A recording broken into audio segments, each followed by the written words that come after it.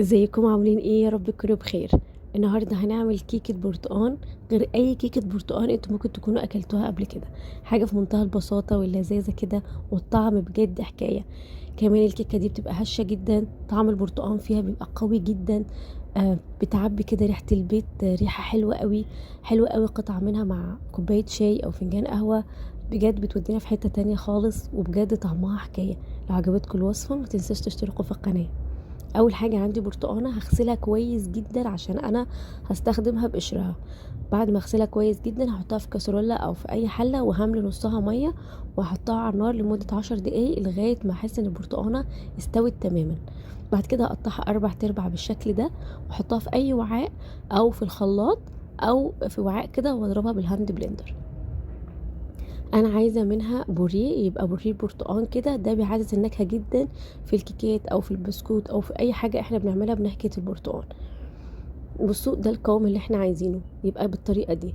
بعد كده عندي بقى في طبق هحط فيه كوبايه ونص من دقيق الشوفان، وهحط عليهم معلقه كبيره من البيكنج باودر، وهقلبهم كويس مع بعض كده، وهركنهم على جنب. بعد كده هبدأ بقى اشتغل في المكونات السائله بتاعتي.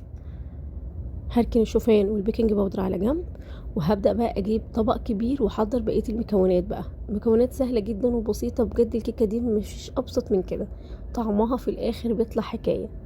عندي بيضتين كاملين، هحط عليهم بوريه البرتقال اللي احنا استخدمناه، اللي احنا لسه هرسينه من شوية. بصوا لونه اصلا خطير، بيعزز نكهة البرتقال جدا جدا في الكيكة دي. بعد كده انا بقى هستخدم 3 معالق كبار من سكر ستيفيا، او ممكن تستبدلوها بربع كوبايه من العسل. بعد كده احط رشه فانيليا، وهخلط كويس جدا، وهقلب الخليط كويس جدا لغايه البوريه البرتقال ما يندمج تماما مع البيض والفانيليا والسكر. هقلب كويس جدا.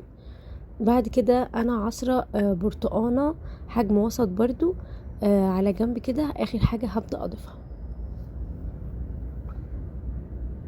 ده عصير برتقانه كامله هبدأ اضيفها. احنا ما ضفناش ولا حليب ولا ميه ولا اي حاجه من الحاجات دي ولا زيت. الوصفه دي برتقان في برتقان في برتقان، حاجه كده بجد في منتهى الروعه ومغذيه جدا ومفيده جدا جدا. هقلب كويس. وبعد كده هبدأ بقى، ده خليط الشوفان بالبيكنج باودر، كوبايه ونص شوفان ومعلقه كبيره بيكنج باودر. هبدأ اضيفهم كده على 3 دفعات علشان الخليط بتاعي ما يكلكعش. وبالسباتشولا كده هبدأ اقلب كل دفعه كده. بعد كده هبدأ ازود الشوفان عندي على 3 دفعات، وهقلب كويس جدا.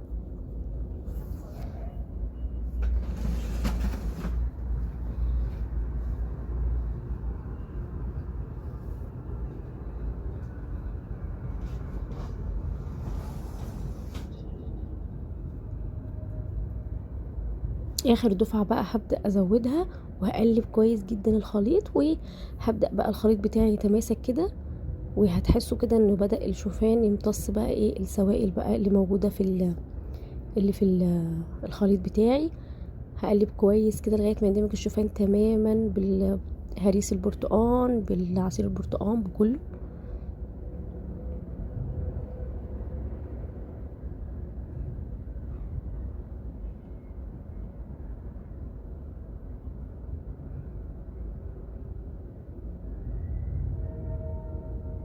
بعد كده بقى عندي بقى صينية، هبدأ بقى استخدم بقى الصينية دي. انا استخدمت الصينية بالشكل ده.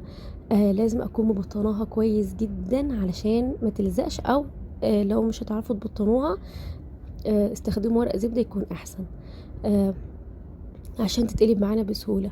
دي برتقانة بقى انا مقشراها ومقطعاها كده شرايح كده وسط. هبدأ كده ارصها في قعر الصينية من تحت عشان لما نيجي نقلبها. عشان كده بقول لكم لازم تبطنوا الصينية كويس قوي عشان تقلب معاكم بسهولة. يا دم تحطوا ورق زبدة اسهل. حطيت بقى شرايح البرتقال بتاعتي، شكلها خطير، شكل برتقال حلو جدا.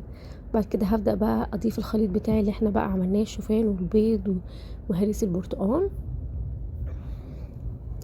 انا مسخنه الفرن على درجه حراره 180 اخدت معايا حوالي من 30 ل 35 دقيقة، وطبعا حسب الفرن بتاعنا.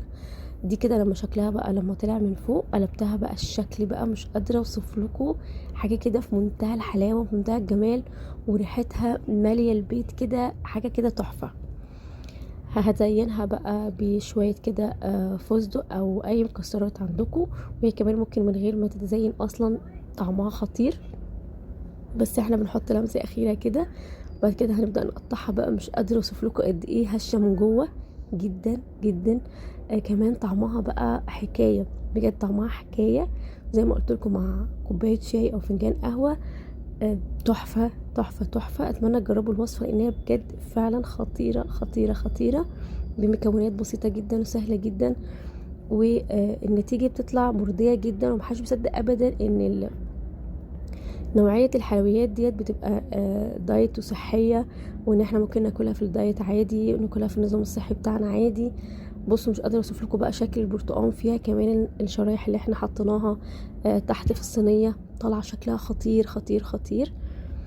اتمنى بجد تجربوا الوصفة، اتمنى بجد تعجبكم، لان هي فعلا حقيقي طعمها خطير، ومش قادرة اقول لكم بقى بتاكلوا منها حتة كده ما بتبقوش عايزين تخلصوها من حلاوتها.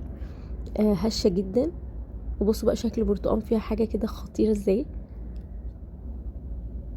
ما تنسوش تشتركوا في القناة لو عجبتكم الوصفة، واتمنى ان هي تعجبكم.